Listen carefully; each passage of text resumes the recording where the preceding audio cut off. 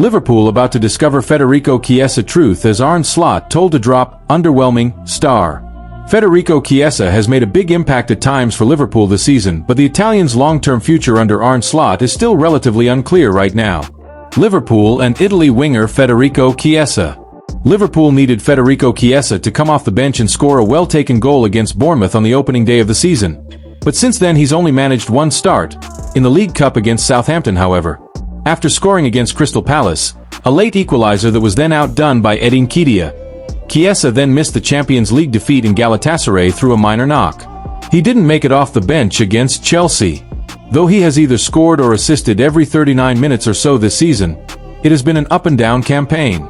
Chiesa is happier than last season and is playing a bigger role, but his long-term future and true role under Arne Slot are yet to become clear. Based on the games I've watched and not the online discourse of Liverpool fans, I would like to see Chiesa given a chance on the left side, Danny Murphy said this week. I actually agree with Liverpool supporters online in that sense.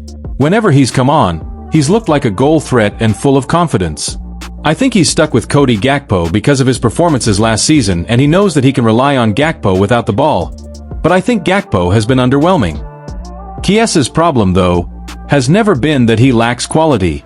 The Italian was once one of the leading wide forwards in world soccer, but there is a reason that Liverpool was able to snap him up for just $13 million, £10 million. Federico Chiesa has been left out of the latest Italy squad. There is also a reason that most assumed, a year on from signing from Juventus in that cut-price move, that he would be heading back to Italy. There was interest from Serie A, but he ended up staying. Chiesa hasn't been given that chance yet, and I'd be amazed if he isn't in the coming weeks. Murphy, speaking to Ace Odds, added, "The levels he's shown in his all-round game, from the goals to the physicality and determination, are something he deserves recognition for." But while there might be some truth in that, could anyone predict with confidence that Chiesa will make 5 starts in all competitions between now and Christmas? Though his season to date has been a big upgrade on 2024-25, it has still been stop-start, in part due to fitness. If ever there was a time for Chiesa to nail down something closer to a regular starting spot in the Liverpool team, though, it would be now. The games are coming thick and fast, and he is doing well when offered the chance. Gakpo, among others, is yet to hit form in the Liverpool attack this season, even if he scored last time out against Chelsea, and so the argument for Chiesa has never been stronger. Even now, though, it doesn't feel likely that he will start against Manchester United when the Premier League resumes. You couldn't guarantee that he will even come off the bench. For all that there has been promise from the 27-year-old in the last few weeks, and several big moments, the full extent of his role is still yet to become clear. As Liverpool heads into a crucial period, though, a fuller picture should begin to emerge. France 3-0 Azerbaijan. Mbappe injured after extending scoring streak to 10 games. Kylian Mbappe maintained his scoring streak but then limped off injured to provide France with a major concern, as they beat Azerbaijan. Kylian Mbappe extended his scoring streak for club and country to 10 games with a sensational solo effort as France beat Azerbaijan 3-0 in World Cup qualifying. But Les Bleus captain then limped off late on with an ankle injury. Adrien Rabiot was also on target, having been booed by France's fans for much of the game, while Florian Thauvin added a third goal on his first international cap since 2019. Mbappe should have scored after 17 seconds but fired over the crossbar after taking advantage of some loose play from Azerbaijan, and France were frustrated for 47 minutes. Saruddin Mohamed Ali beat away an effort from Malo Gusto after a clever backheel from Mbappe, but just when it looked as though Azerbaijan would reach halftime level, the Real Madrid star struck in the second minute of stoppage time. Having received possession around 35 yards out, Mbappe skipped past the challenges of Abdullah Zabilayev, Emin Mammadov and Elvin Badalov before the ball was flicked back into his path by Hugo Ekitike, allowing him to slot into the bottom right corner. Ekitike struck the post from a tight angle 4 minutes into the second half, but France doubled their lead in the 69th minute as Rabiot headed Mbappe's left-wing delivery home.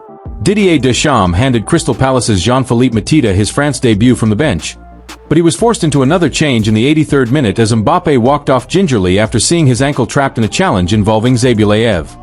Mbappe's replacement Thauvin did at least provide the concerned home fans with another moment to celebrate 70 seconds after coming on as he hooked into the far corner.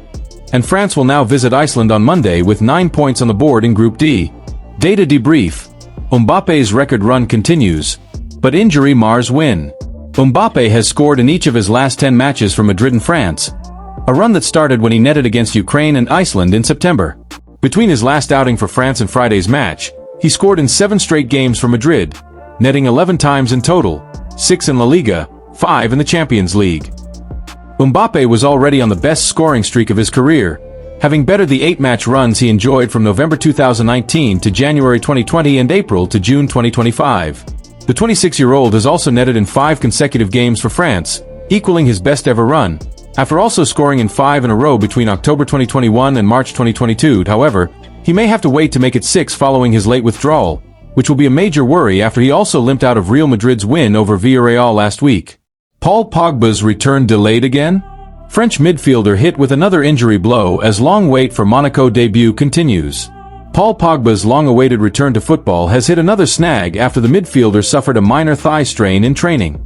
Having not played an official game since 2023 due to a doping ban, the plan for the 32-year-old to make his Monaco debut this month is now in serious doubt, adding to his frustrating comeback trail as he targets a return to the national team ahead of the World Cup. Thigh strain threatens to rule out planned return.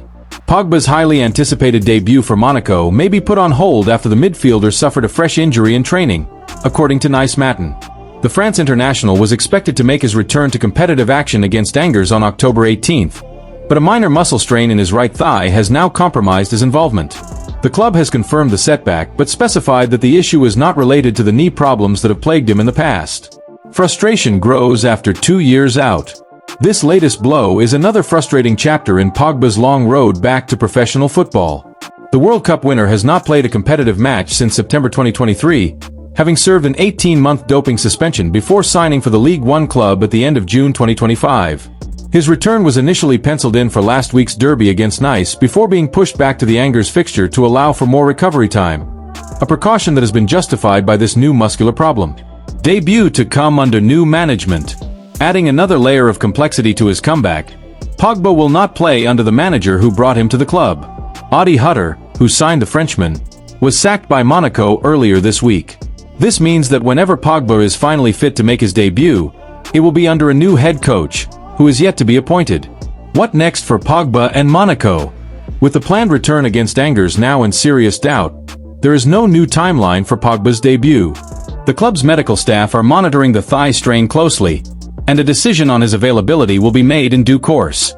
For now, the former Manchester United star's long wait for a return to the pitch continues, with both player and club hoping this is only a minor delay on his path to redemption. Man Utd's Kobbie Mainoo transfer stance to be tested as Napoli update emerges. The young midfielder was linked with a loan move away from Manchester United in the summer and has continued to attract interest heading into the new year. Kobbie Mainoo has continued to attract interest ahead of January transfer window. Napoli sporting director Giovanni Manna is still keeping tabs on Manchester United midfielder Kobbie Mainoo as the January transfer window approaches. The 20-year-old ace tried to secure a loan switch in the dying embers of the summer window, but United blocked his exit. Mainoo had no desire to quit his boyhood club on a permanent basis and simply wanted a temporary spell elsewhere to guarantee game time this season. Italian giants Napoli showed interest, but it's understood the youngster has been grafting away at Carrington to win over United boss Ruben Amorim, who has thrown down the gauntlet for him to up his standards. The midfielder has even switched his personal chef at home and enlisted a private coach during September's international break in a bid to elevate his performances.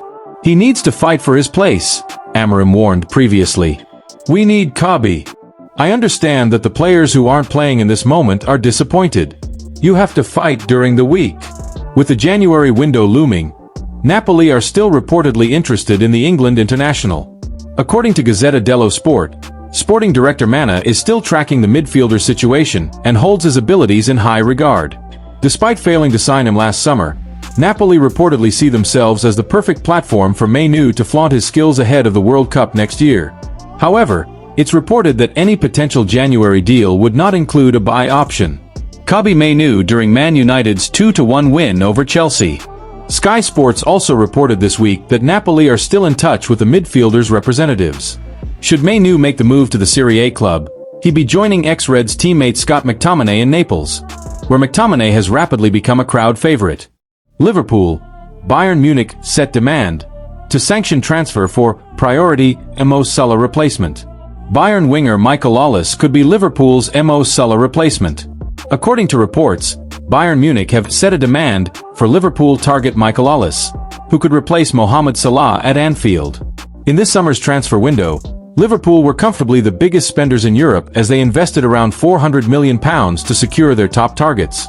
The Reds broke the British record transfer twice to sign Florian Wirtz and Alexander Isak, with the latter player joining the club from Newcastle United for around £125 million. Liverpool also landed Hugo Ekitike, Jeremy Frimpong, Milos Kerkez and Giovanni Leone, but they were poor before the international break as they lost 3 consecutive away games. Arne Slot's side will eventually click as they have loads of quality at their disposal, but they could also be active in next year's transfer windows. Liverpool are likely to prioritize a new centre-back and a centre midfielder in the coming months, though they could also sign a winger to be Salah's long-term replacement. Earlier this year, Salah penned a new 2-year deal to commit his future to Liverpool until 2027, but he has made a slow start to this campaign. Alles currently appears to be their preferred target to replace Salah, as the former Crystal Palace star has been a revelation at Bayern Munich. The 23-year-old has 5 goals and 6 assists in his 10 appearances for Bayern Munich in all competitions this season, though his future is in doubt as Bayern Munich have indicated that they are keen to tie him to a new contract and ward off interest from elsewhere. The Daily Mail's Lewis Steele has confirmed that Alles to Liverpool in 2026 is one to watch. Yes, there is a chance. Confidential has reported before how Alles, the Bayern Munich forward, is certainly one to watch for next summer. Albeit it is nothing more than that at this stage, Steele said. He added, Alles could definitely be an option in the summer. Watch this space. Spanish outlet Fichajes, meanwhile, are reporting that Bayern Munich have set the demand of a record €150 million, £130 million, fee for Alles, which is above the price paid by Liverpool to sign Isak. Kind of killed me, Bukayo Saka, starting to feel good again, after continuing injury redemption with stunning England goal in Wales victory. Bukayo Saka is starting to feel good again, after continuing his injury comeback on the international stage with an England goal. The Arsenal superstar sent Wembley into raptures with a thunderous strike as the Three Lions swept aside Wales 3-0 in a commanding friendly victory that had redemption written all over it. England blitz Wales in early storm. England flew out of the gates like a side possessed. Barely 3 minutes in, Morgan Rogers, the Aston Villa midfielder making his mark, struck a clean, first-time finish past Karl Darlow to give Tuchel's men the lead. Mark Gahey was in the mood for assists, setting up Rogers for the opener before turning provider again moments later.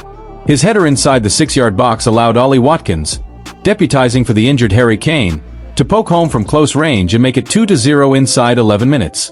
Then came Saka's moment.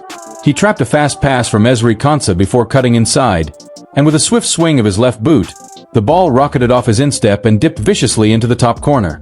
The Wembley crowd erupted as the Arsenal winger grinned from ear to ear, the look of a man finally free from pain and frustration. From pain to perfection, Saka roars back in style. After months battling a hamstring injuries that forced him to miss England's March and September fixtures, Saka announced his return to the international fold with an emphatic reminder of his brilliance. A month ago, he was sidelined, questioning his body's limits. Now, he's the beating heart of both Arsenal and England once again. I started this season by picking up an injury, which kind of killed me a bit, but I'm starting to feel good again, he said post-match.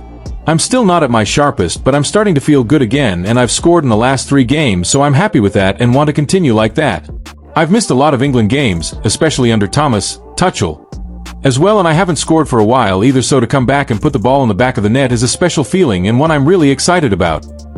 While some might fear the competition for attacking spots under Tuchel, Saka relishes it.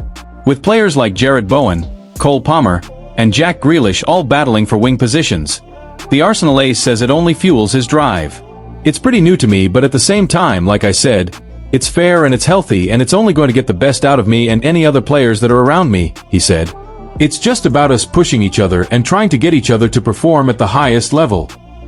A record-breaking gunner.